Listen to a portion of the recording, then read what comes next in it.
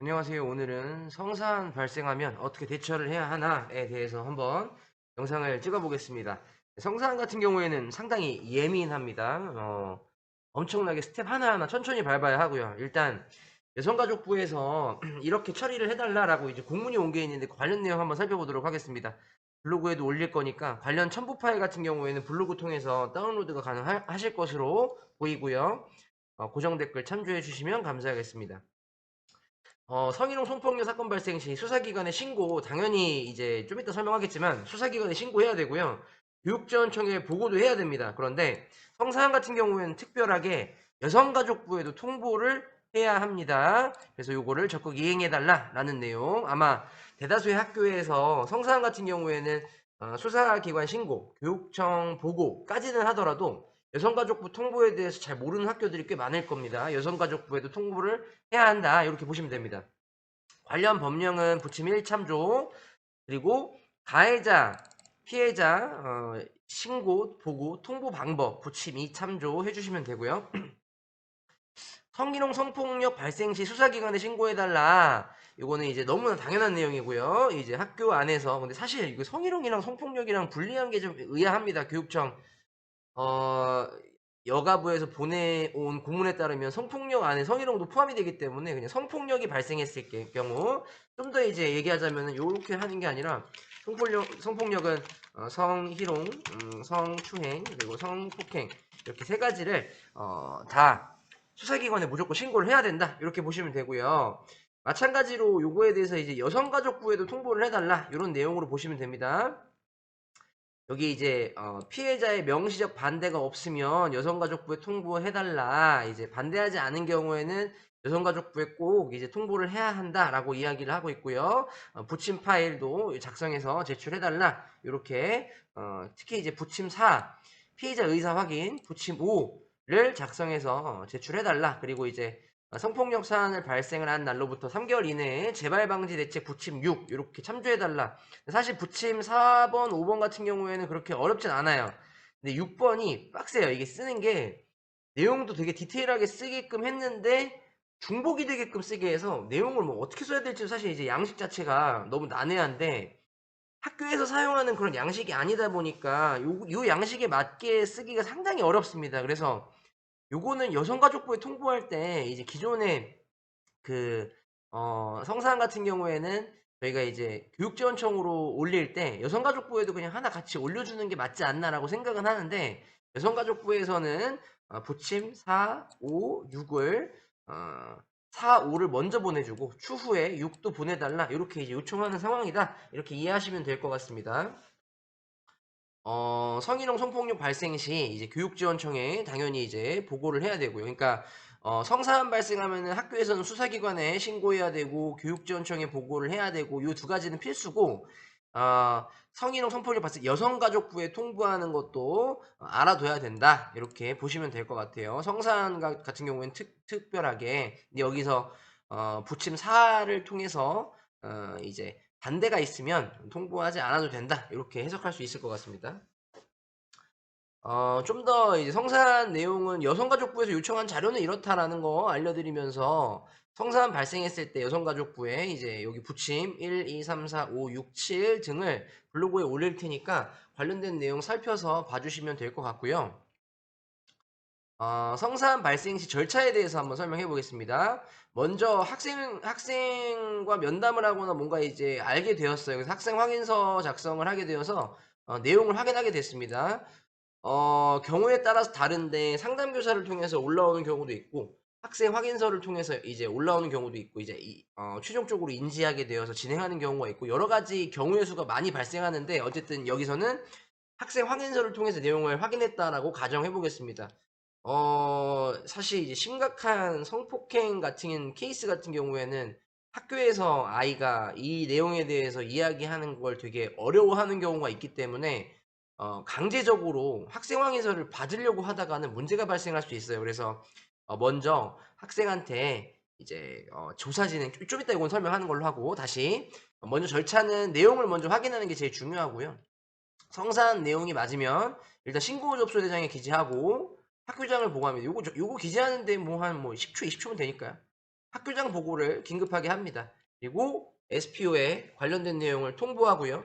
교육지원청에 유손 보고까지 이렇게 처리하는데 저 같은 경우에는 성사안 발생하면은 이 단계가 이루어지는데 모든 상황이 10분 안에 다 끝납니다. 그래서 학교장께도 이렇게 통보하고 보고하겠다 이렇게 말씀을 드려서 이 과정 자체가 10분 안에 이루어지게 하고요. 관련 학생 이제 보호자께도 관련된 내용을 말씀을 드려야겠죠. 그래서 보호자 면담을 하는데 특히 좀 부모님들이 좀 충격받으실 그런 이제 내용들이 있을 수 있잖아요. 이런 경우에는 가급적이면 학교로 오셔서 죄송합니다.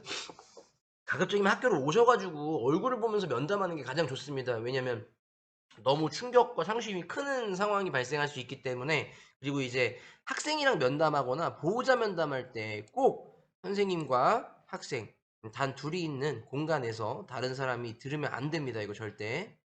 그리고 면담 기록 및 보호자 확인서를 이제 수합해야 되는데 부모님과 면담할 때 면담 내용을 꼭 기록해 놓으시고요. 보호자 확인서도 받아서 잘 수합해 놓으신 다음에 종합적으로 상황 판단, 그러니까 학생과 보호자가 요청하거나 그렇지 않더라도 상황을 파악했을 때 긴급 조치가 필요하다고 생각되면 즉각적으로 긴급 조치를 고려해야 됩니다. 순서상 이렇게 넣었지만 긴급 조치 같은 경우에는 학교장 보고 이후에 학교장과 협의하여 바로 긴급 조치에 대해서 진행도 가능합니다.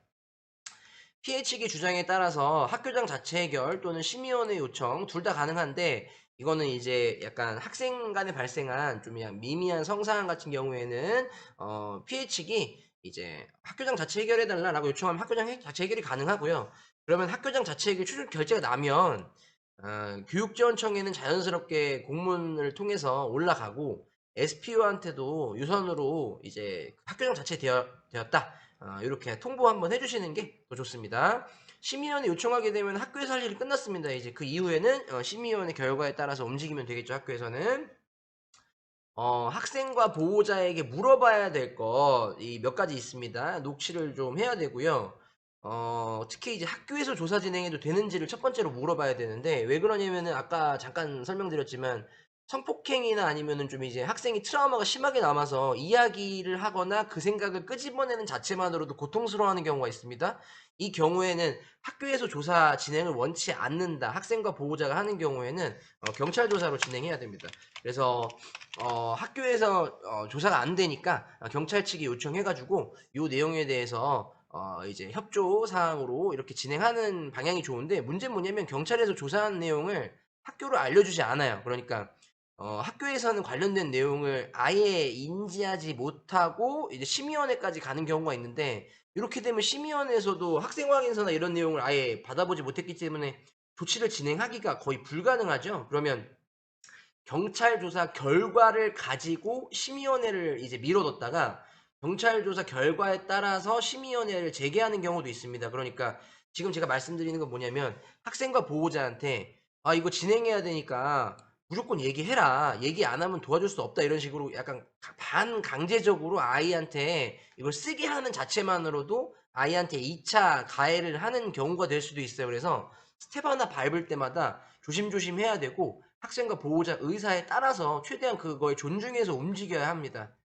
그리고 이제 특히 성폭력의 피해 학생이 대다수가 여학생이기 때문에 전담기구 위원 구성원 중에서 여성 위원분들이 있잖아요. 예를 들어서 보통 통상적으로 상담교사나 아니면 보건교사, 특히 보건교사 같은 경우에는 성고충 상담을 겸임하는 경우에는 더더욱이나 진행해도 괜찮고 요거는 왜 이렇게 이야기할 수 있냐면 학교폭력 담당교사나 생활부장이 남자인데 그리고 전문성이 없는데 조사 진행하다가 만약에 이제 말실수나 아니면은 말실수가 안 하더라도 그러니까 학생이 이야기하는 자체만으로 수치심이 느껴질 수 있어요. 예를 들어서 뭐 2달 전에 어떤 상황을 구체적으로 설명하는데 면담하면서 설명하다가 본인이 말을 뱉고 나서 수치스러운 경우가 있습니다. 이것 역시 2차 가해로 이어질 수 있기 때문에 상당히 조심해야 돼요. 그래서 전담기구 여성위원, 전담기구가 조사 진행을 할 수 있기 때문에 전담기구 내에 여성위원이 있으면 교감선생님도 여성이면 가능하고요. 여성위원이 있으면 여성위원이 진행해도 되고 아이가 오히려 학교폭력 담당교사와 진행을 원하는 경우도 있습니다. 이제 오히려 학교폭력 담당교사나 생활부장과 약간 래퍼가 형성이 되어서 특히 이제 담당 교사나 생활교육부장이 여자인 경우도 오히려 선생님과 이야기하고 싶어요 하는 경우가 있기 때문에 근데 여기선 중요한 건 아까 말씀드렸듯이 녹취가 중요해요. 이 과정을 좀 녹취를 해 놓는 게 좋습니다. 왜 그러냐면은 아이한테 분명히 나는 아이의 이야기 경청해 주고 다 했는데 아이가 수치심이 느껴졌다 하면서 선생님이 이렇게 발언했다라고 이야기하는 순간 2차 가해가 되는데 여기서 여러 가지 오해의 상황이 발생하거나 선생님이 되게 당혹스러워지는 상황이 발생할 수 있기 때문에 절대적으로 뭐 예를 들어 "너가 그렇게 행동했으니까 이렇게 된 거야." 이런 말도 안 되는 이야기를 하신다든지는 절대 안 되고요. 아이 이야기 충분히 경청하고 아이가 원하는 바가 있으면 충분히 들어주고 이런 부분 좀 진행되어야 합니다. 성사안이라 경찰 측에 보고를 해야 됨을 설명해야 되고요. 왜 그러냐면 SPO에 혹은 경찰 쪽에 이제 관련된 내용을 보고하면은 뭘 물어보냐면 학생과 보호자한테 경찰이 연락하거나 경찰 조사에 응할 생각이 있는지 물어봐 주세요라고들 하시더라고요. 그러니까 아이한테 미리 경찰 쪽에서 연락이 갈 수 있다. 혹은 경찰 조사 같은 게 이제 진행될 수 있다. 괜찮겠니? 라고 물어봐서 학생과 보호자가 이제 이렇게 하고 싶다 저렇게 하고 싶다라는 부분이 있으면 최대한 거기에 맞춰서 진행하시는 게 제일 좋습니다. 그리고 학생과 보호자랑 면담할 때 학교에서 최대한 비밀을 준수할 것임을 설명하고 학생과 보호자분들한테도 특히 이제 관련 학생들 가해 측에 더더욱이나 절대 하면 안 된다. 비밀을 준수해야 된다. 이거 되게 위험해질 수 있다라는 부분을 이제 확실하게 고지를 하고 피해 측에게는 최대한 비밀을 준수할 거니까 염려하지 마시라. 좀 이제 안심하시라. 우리가 최대한 이거를 학생과 보호자가 원하는 방향대로 될 수 있도록 최대한 노력해서 협조하겠다. 이렇게 좀 안심시켜 주시면서 다독여 주시는 게 가장 좋습니다.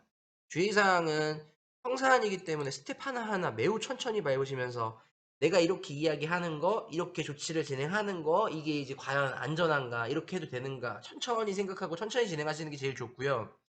학생과 보호자의 이야기를 충분히 경청하고 고통에 좀 공감해 주셔야 됩니다. 저도 자녀를 가진 입장으로서 봤을 때 이런 부분에 있어서 이야기를 했는데 뭐 아까 설명한 것처럼 이제 일부 교사들은 "아이가 이렇게 예쁘게 행동하니까 이렇게 되는 거 아닐까요?" 이런 식의 이야기를 하는 사람이 물론 뭐 없겠지만 가끔가다 있긴 있어요. 그러니까 문제가 발생하는데 마치 피해 학생의 잘못인 것 마냥 그런 뉘앙스로 이야기를 하는 식의 이야기를 하는 순간 본인이 본인 덫을 파는 겁니다. 이렇게 하면 절대 안 됩니다. 특히 이제 학교폭력 담당 선생님이나 생활교육부장님은 이렇게 하면 안 돼요. 그러니까 고통에 공감해 주고 충분히 경청해 주고 요구 사항이 있으면 충분히 이야기해 줘 보시라. 학교에서 도와줄 수 있는 것은 도와드리겠다 해서 학교 입장에서는 긴급 조치 같은 걸 통해서 아이가 심리적인 안정감을 취하거나 아니면 상담을 받을 수 있도록 최대한 조치를 해 주시고 경찰과 그리고 교육지원청과 충분히 이제 서로 상호 협조해서 관련된 내용 진행해 나가는 게 가장 중요할 것 같습니다. 관련된 내용이 잘 모르시겠으면 제일 좋은 거는 학교 통합지원센터에서 교육지원청에 충분히 이제 물어보시고 스텝 하나하나 밟을 때마다 좀 물어봐 가면서 하시는 게 가장 좋을 것 같습니다. 성사안에 대해서 한번 설명을 했고요. 요 내용은 제 블로그에다가 담아 놓을 테니까 관련되어서 보실 수 있을 것 같습니다.